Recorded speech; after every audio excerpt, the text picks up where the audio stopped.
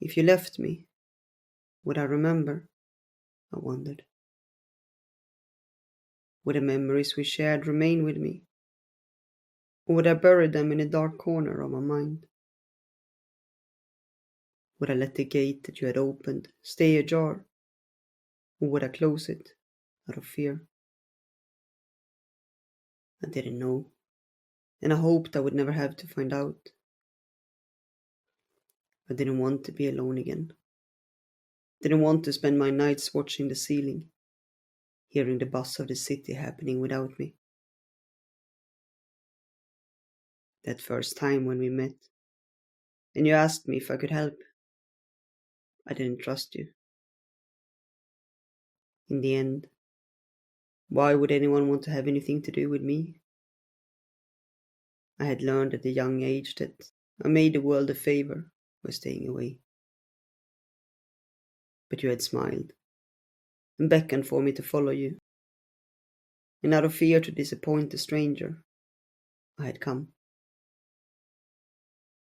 It was a simple task, it turned out. Simply reaching a carton of milk, standing too deep on the shelf in the store we both happened to be in.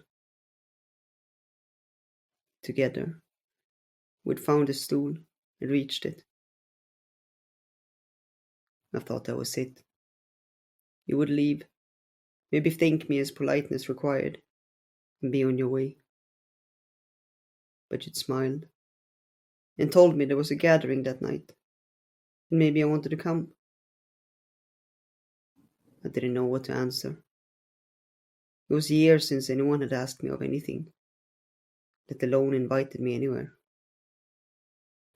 I guess it was the habit of thinking that I would upset someone if I disagreed that made me say yes, rather than a true willingness to go. It had been an open meetup, with neighbors and friends coming together.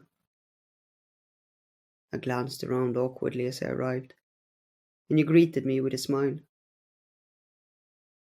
Maybe you didn't know what others told about me, because you didn't act as if the world didn't want my company.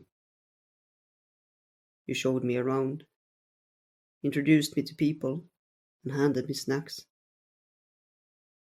When the night ended, you told me you'd had a great time, and maybe I wanted to meet up for a coffee tomorrow. You must have taken my silence as a yes, because you told me a time and a place and hugged me, just as I'd seen you do with the others. I walked away that evening, not knowing what had happened, but I couldn't not come tomorrow, not now when you expected me.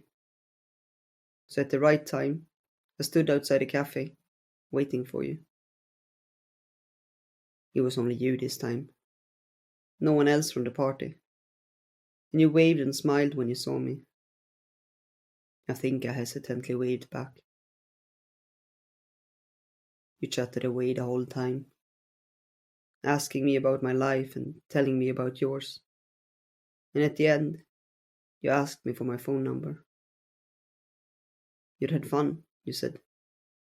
And wouldn't it be nice to meet again? Somehow, I was too stunned to say no, and meeting you soon became a regular occurrence. I don't know if you ever suspected anything about my past, or if you were simply friendly, just as I'd seen you with so many others. In any case, despite myself, I began to look forward to when we would meet, waiting for my phone to ping, and replying with fumbling fingers. Soon we met almost every day. And that's why I wondered now, what would happen if you left? Would I go back to what I used to be? Or would I dare to approach another stranger, asking if they wanted to have a coffee? Somewhere, I knew the answer. That gate that you had opened wasn't possible to close again. Not now when you shown me the way.